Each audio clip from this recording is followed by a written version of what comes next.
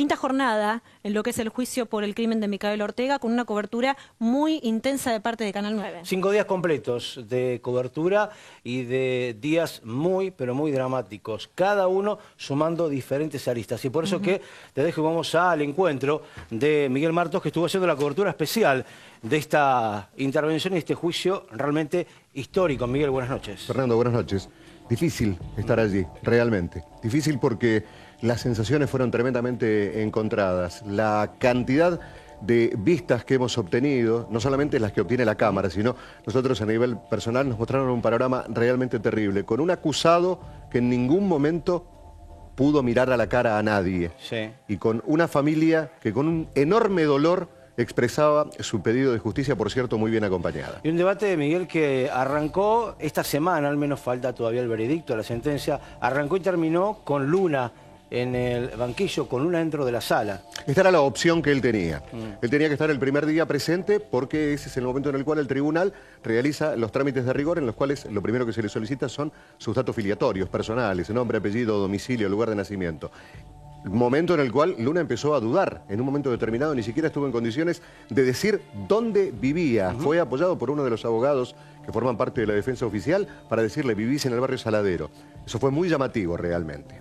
Y el día de hoy es el momento en el cual los alegatos se hicieron públicos y él tenía la obligación de estar presente. Supongo yo que, como ha ocurrido en otros casos, no así en el momento en que se conozca la sentencia. Sí, la particularidad, Miguel, de este juicio, de este debate, me parece es que por el impacto social que tuvo en Bahía Blanca y en el país, se vivió muy intensamente adentro, pero también afuera. Hubo mucho apoyo, hubo mucha gente. O sea, se dio un panorama que por ahí no se da en un juicio habitual, ¿no? Exactamente. Mónica Cid, que fue la artífice de todo esto, o la leona, como la han definido quienes la han acompañado durante todo este trance, tuvo la ayuda, el apoyo moral de un montón de mujeres. Entre ellas las desbandadas, por ejemplo, que con sus tambores fueron las que le aportaron ruido y calor a este encuentro aquí en tribunales. Y a una ONG también que vino a participar, bueno, varias instituciones. Después vamos a ver esos, más avanzado en la cobertura, vamos a ver cómo era adentro y afuera este juicio. Pero empecemos cronológicamente, a partir del lunes, que fue la primera jornada, del primer día, donde empezaba a ventilarse este terrible episodio. Este lunes se definió el 2 de mayo de este año, cuando en realidad todo esto llevaba más de un año y algunos meses de demora. Un episodio que comienza el 23 de abril de 2016, el día en el cual se realiza denuncia de la desaparición de Micaela. Fue un sábado. La noche anterior Micaela había peleado con su mamá, a modo de reto le saca el celular. La nena tomó una decisión que lamentablemente resultó fatal, pero no por ella misma, sino por quien la ayudó a tomar la decisión, que en este caso era Jonathan Luna, bajo la figura de una nena a través de la red social Facebook. 35 días después se encontró el cuerpo de Micaela Ortega en un montecito ubicado en la Ruta 3 Sur, muy cerca de las instalaciones de la planta TGS. Él hace la curva a la Ruta 3, que ya encarás para la planta, ahí un montecito que está muy cerquita, ¿no? Exactamente. 28 de mayo fueron los 35 días. El 29 de mayo se realizó un allanamiento en una vivienda en el barrio Saladero y allí se encuentran con Jonathan Luna. Pero de esto no quiero adelantar porque este allanamiento tiene un ingrediente especial que nosotros lo conocimos el segundo día en el cual se desarrolló el debate. Vamos a la primera placa, el primer día de juicio. Cada uno tuvo su particularidad y sus ingredientes. Por supuesto, Miguel, la presencia por un ratito de Luna. Exactamente. En la declaración, Mónica Cid y su papá, Claudio Ortega. Mónica Cid expresando lo que sentía de todo corazón, el hecho de que al morir Mica había muerto ella. Claudio, lógicamente, con otro nivel de fervor, pero con una bronca contenida increíble, la vimos cuando Jonathan Luna realiza su ingreso dentro de la sala. Y Jonathan Luna abandona la sala. Qué interesa, Miguel, para bancarse ese momento los papás. Exactamente. Destacable, por cierto. Sí. En el momento en que ingresa a la sala, por supuesto, alguno lo insultó, se pidió el silencio necesario, los jueces fueron firmes en este sentido, y en un momento determinado nosotros ya no nos encontrábamos porque ese primer día se solicitó a los medios de comunicación que estuvieran solamente en la presentación del caso y que después se fueran. Nos enteramos de que Jonathan Luna había abandonado la sala en la cual se estaba realizando el juicio. De acuerdo a lo que supimos, dijo que se sentía mal. Los jueces no pueden negar esta posibilidad. Luna se va y este día termina con una bronca terrible que se volcó por quienes ocuparon toda la vereda del tribunal del Palacio de calle Estomba 32. Fue una indignación absoluta la que expresaron todas las personas que estaban allí en la puerta. Primer día marcado por la ida de Luna, el abandono y la presencia de la declaración de los papás. Vamos al día 2, martes 10 de octubre. El día 2 tenía este correlato y obviamente este rostro, que era un poco el eje de ese día, el martes. Exactamente, y vamos a definir la función de cada uno en este caso. Marcos Herrero, un ser humano excepcional, que fue un apoyo permanente de Mónica Cid, el adiestrador de perros, que se vino de Viedma para declarar. De Duque. Exactamente, de Duque. Él fue el encargado de realizar el rastreo en el lugar donde se halló el cuerpo. Mostró una personalidad increíble, pero fundamentalmente una emoción que realmente trasladaba las lágrimas a quienes lo estábamos mirando. Y por supuesto la retribución de Mónica Cid, que hoy lo considera un amigo de la familia. El dato, Miguel, lo obtenías vos cuando hablabas con ellos, al margen de lo que declararon. Herreros, quien encuentra a Micaela, llega el día 34 de la búsqueda, casi 35, el último día. O sea, durante días anteriores hubo búsquedas con animales y demás, pero no dieron los frutos que sí dio la de Marcos Herrero un día, o sea, horas antes de encontrar el cuerpo. Y vengamos un poquito más acá. Sí. Hace no mucho tiempo se hizo una búsqueda más en el lugar donde se encontró una billetera que era de Luna. Es verdad. Más es verdad. algunos otros detalles más, pero el importante era la billetera de Luna. Párrafo aparte para la presencia de esta mujer, ¿no? Eliana Espinosa, una pobre mujer, realmente a criterio de quien pudo hablar con ella. Después hay matices sobre su participación. Sí. Nosotros se los preguntamos, ¿por qué no avisó a tiempo qué era lo que había ocurrido? Y ella lo que dijo es que, manteniendo su costumbre a lo largo del tiempo, Jonathan Luna le pegaba. Y algunos testigos o algunas personas con las que pudimos dialogar allí en el tribunal nos decían que cuando Luna le empezaba a pegar a Eliana Espinosa, no paraba. Lo tenían que frenar de alguna manera con otro golpe porque se iba. Exactamente. Era un trance violento que tenía y pegaba. Una mujer que no está más en Bahía Blanca, se fue a vivir al lugar donde está su familia, dice que vivió un verdadero calvario con un Jonathan Luna que lo único que hacía era estar en la cama y con un teléfono navegando por internet. Se fue, ella dice, en paso tranquila porque recibió la retribución de un abrazo, aunque a vos después Mónica sí te dijo que no la perdonaba. Exactamente, el perdón fue relativo. Ella se acercó y Mónica dijo que, bueno, había que perdonar, pero que como madre no iba a perdonar. Y hay un personaje más que falta en este caso, que es el comisario Pablo González, del área de delitos complejos.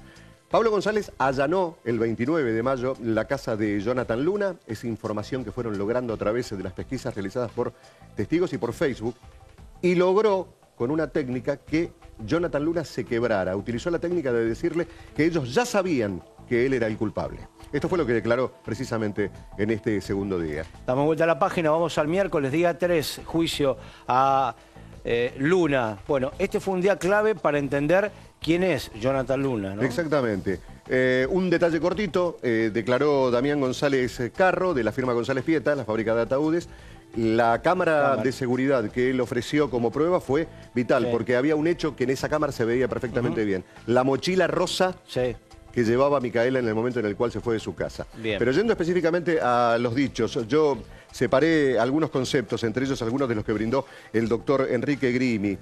Grimi dijo que el perfil psicológico de Luna lo define con una personalidad con disfunciones sociales. Demuestra rasgos psicopáticos como su locuacidad, su soberbia, su tendencia a la manipulación, hecho que manejaba muy bien a través de las redes sociales, era impulsivo, mentiroso y con un gran desprecio por los demás. Determinó que Luna puede comprender sus actos, sus acciones, era imposible determinar la imputabilidad en ese caso, y que por su personalidad, si no consigue lo que quiere, se pone muy violento. Un hecho que destacábamos con respecto a cómo actuó con Eliana Espinosa. Y otro dato que surgen de estos peritos psiquiátricos, psicológicos, Miguel, es que es imputable. Imputable, el dato que vos recién marcabas, imputable al margen de lo que también marcó el perito forense, quizás un dato que era medio escabroso, pero que tenía que ver más con cómo se encontró el cuerpo, en qué estado y demás. Un detalle que utilizó también el fiscal de Luchía en relación al doctor Daniel Constantini, que fue el perito forense que además de intervenir en el lugar donde fue encontrado el cuerpo, participó de la autopsia. El cuerpo llevaba entre 25 y 35 días en el lugar, por lo cual las fechas eran coincidentes. Totalmente.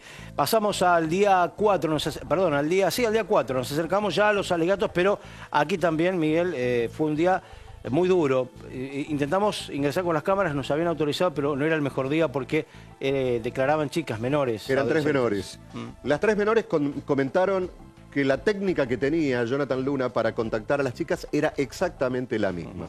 Hacerse pasar por una chica por una chica menor. Luna tiene 27 años aproximadamente. Ella siempre hablaba que era menor, 16, 17, 14, no tenía ningún tipo de inconveniente en fingir su edad. Y este era el modo con el cual intentaba acercarse. Pero además, a una de ellas, ella lo declaró, le pidió su teléfono, ella no quiso dárselo. Claro. Y a una más todavía, a la última que declaró, consiguió su teléfono porque la chica lo había puesto en su perfil de Facebook. Y la comenzó a llamar por teléfono y a decirle, quiero que nos veamos y si querés te doy un teléfono celular a vos en particular para que podamos comunicarnos entre nosotros. Perverso, absolutamente. Bien, este fue el día en donde 3 chicas, 3 adolescentes que estuvieron ahí nomás, donde la mamá de Micaela, Mónica Cid, le decía a Miguel, te decía a vos, eran 3 Micaelas, estas chicas, ¿no? No terminaron de la misma manera, gracias a Dios, pero estuvieron ahí. Mónica Cid lo dijo de esa manera y lo sintió, y en el momento en el cual lo dijo, una lágrima se le cayó realmente de las tantas que ha tenido contenidas durante todo este tiempo. La última placa es la de hoy, día alegato, donde obviamente destacamos el alegato que hizo quienes acusan, el Estado, el fiscal, la querella, la abogada Petersen, que representa a la familia. Esta mañana cuando hablábamos con el doctor de Luchía previo a todo esto, lo veíamos acompañado por una carpeta realmente voluminosa. El alegato fue, yo diría que desde el punto de vista legal, perfecto. La secuencia que él siguió para determinar qué fue lo que ocurrió con Micaela, el modo en el cual toda esta secuencia iba hilvanada con la definición de la personalidad de Jonathan Luna, realmente era una pieza magistral. Técnico minucioso. Exactamente, muy minucioso en cada detalle. Por eso el alegato del doctor de Luchía duró casi 55 minutos. Te voy a preguntar ahora qué significan estos 35 años, si son más o menos o cumplimiento efectivo como pusimos aquí, pero antes, si te parece, compartimos el momento, el fragmento de ese hora y media más o menos fue. Aproximadamente. Que donde remataba de alguna manera el alegato el fiscal de Luchía. Voy a solicitar que se declare a Jonathan Omar Luna, cuyas demás circunstancias personales ya fueron expuestas al principio, como autor penalmente responsable de los delitos que se le atribuyen, y se le ponga la pena de prisión perpetua, accesorias legales y el pago de las costas procesales, y se lo declare reincidente en los términos del artículo 50 del Código Penal en relación al antecedente que surge informado por el Registro Nacional de Reincidencia Fojas 3020-3022, en cuanto a que el 7 de marzo de 2012 fue condenado por la Cámara Primera en la criminal de General Roca, provincia de Río Negro, a la pena de 5 años y 2 meses de prisión por el delito de robo calificado por haberse cometido con arma. Y no ha transcurrido, obviamente, el plazo mínimo de 5 años que establece el artículo 50 desde el cumplimiento de esa condena al hecho por el que se le juzga.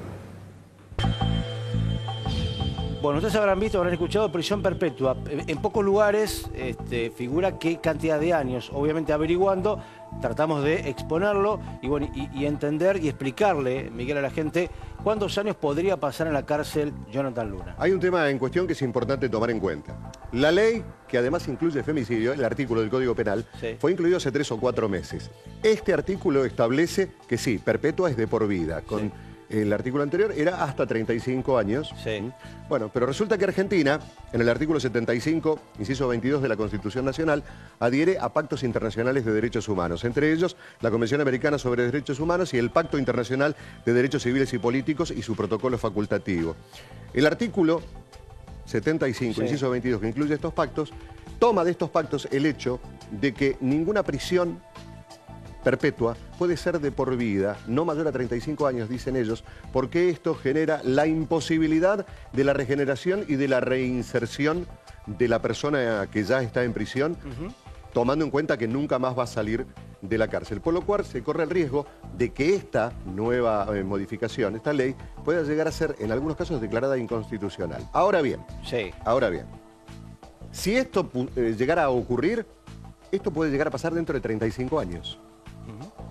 O sea, ese es un tema. Luna va a pasar mínimo 35 años sin salir ningún tipo de beneficio. Exactamente, con la posibilidad de que si esta modificación a la ley se mantiene, Luna no salga más. Y si se modifica esa cuestión, a partir de los 35 años recién podría empezar a buscar algún beneficio de salida transitoria y condicional a juzgar por un tribunal. Bien, y esa posibilidad de buscar un cambio viene porque en el momento en el cual Luna cometió el delito estaba en vigencia la ley anterior. Claro. Con la nueva, por ejemplo, un caso como el de Saucedo, el de Villamitre, el de Mónica Esteban, ya Saucedo quedaría de por vida.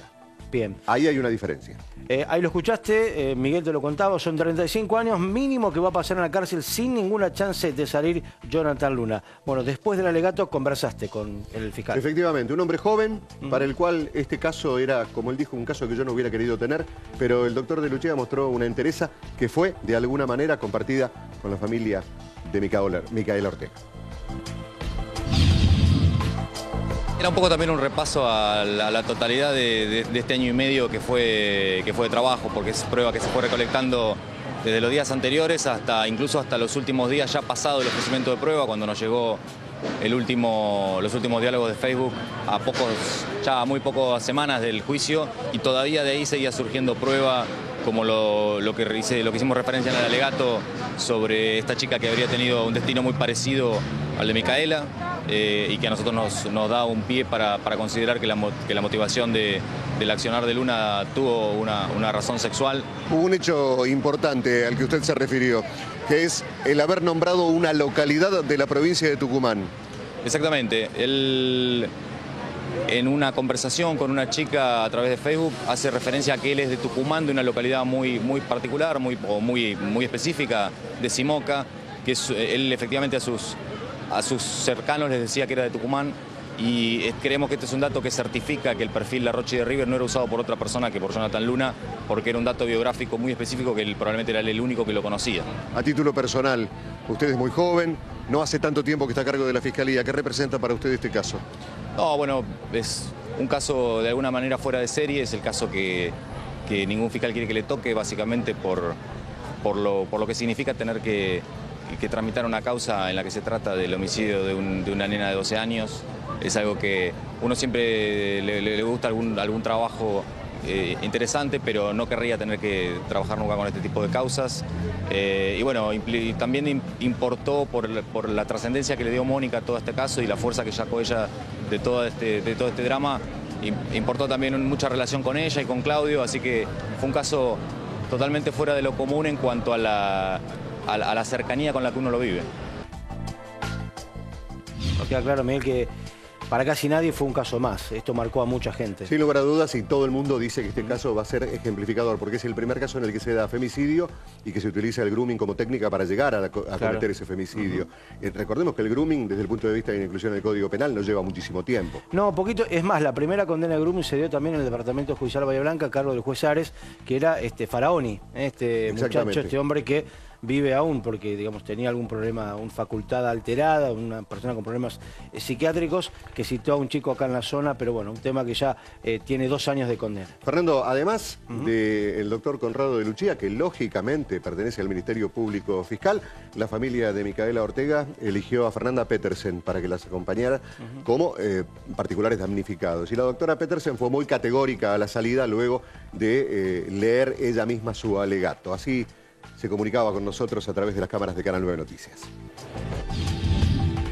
Desde el punto de vista de haber acompañado a Claudio y a Mónica, no podía limitarme a las cuestiones técnicas ni a las cuestiones de fundamentos teóricos, sino lo que uno tiene durante todo este tiempo guardado para decirle a esta persona que nunca levantó la mirada, y obviamente interpelar al tribunal y hacernos responsables todos de estas situaciones, y que lo único que puede reparar un poco esta situación es una condena ejemplar. Fernanda, ¿esperaban que Luna dijera algo? No, yo no esperaba nada de él. De este tipo de personas no se puede esperar nada más que actos de cobardía, y por eso es que, bueno, que él haya salido corriendo de la sala de audiencias era lo previsible, y creo que eso también generó mucha violencia y mucho malestar en la gente. Bien. La doctora Petersen, que acompañó obviamente desde hace un tiempo largo en todo el proceso anterior, ¿no?, lo que fue el debate. Alguna vez le preguntamos a Mónica Cid si ella hubiera pensado que en su vida iba a tener que protagonizar una historia como esta, y ella lógicamente me dijo que no. Lo mismo me dijo la abuela. Son preguntas que uno tiene que hacerle a aquella persona que a lo mejor toda la vida ve la realidad a través, puede ser de la pantalla de un televisor, y en algún momento le toca el dolor de pensar que Micaela no va a estar nunca más. Después de la lectura de los alegatos, Mónica Cid nos decía lo siguiente. No sobran motivos para certificar que necesito una perpetua efectiva. Eso me afectó mucho. Una cosa es leerlo en papel y otra cosa es ver que esa lacra estaba ahí, que todo lo que le había hecho a mi hijo. Lo lamento muchísimo por el doctor Cuevas que le haya tocado esta causa. Solo se justificó, nada tiene argumento.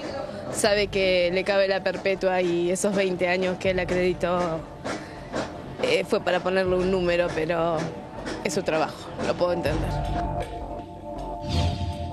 Bueno, Miguel, el impacto social que tuvo este caso es muy claro porque decíamos recién legalmente lo que significaba, pero el acompañamiento que tuvo de diferentes organizaciones, mujeres comprometidas de Bahía Blanca, bueno, muy marcado en todo el juicio. Sin lugar a dudas, y realmente para ella, a lo largo no solamente del juicio, sino de todo este año y algo, desde el momento en el cual desapareció Micaela, ha sido fundamental, vital.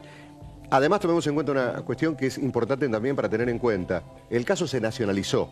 Sí. Todos los medios de comunicación del país han estado hablando de este caso. Este es el ejemplo que de alguna manera se tiene que tomar a partir de la resolución de esta causa. Yo creo que si no hubiera sido por un clima preelectoral, muchas notas políticas, hubieran tenido un poco más de cobertura a nivel nacional, con móviles acá. O sea, tuvo impacto, pero con los corresponsales, con nosotros que enviamos materiales a Telefe, por ejemplo.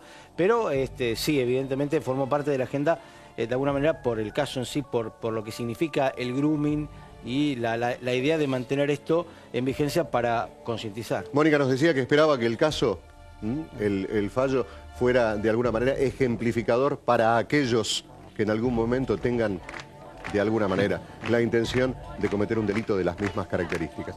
Es como que la previsión está tomada en función de lo que va a ocurrir el próximo jueves, el momento en el cual se va a conocer el fallo definitivo de esta causa. Fueron 5 días rápidos y muy intensos, realmente. Sí, mañanas, todas las mañanas. Exactamente. Nos excedió. Y el apoyo de toda la gente fue vital para Mónica, para Claudio Ortega y fundamentalmente para todos aquellos que estaban allí viendo lo que ocurría y sintiendo, tal vez por la misma empatía que Mónica ha generado, lo que ella ha sentido, que Micaela ya no va a estar más. Miguel, muchas gracias. Gran cobertura, estaremos la semana que viene, ya seguramente el jueves será el día para saber bueno, cómo se ratifica esto que uno supone que es cosa juzgada, que es una gran condena o una condena fuerte para Luna. Nos vemos. Gracias, seguimos.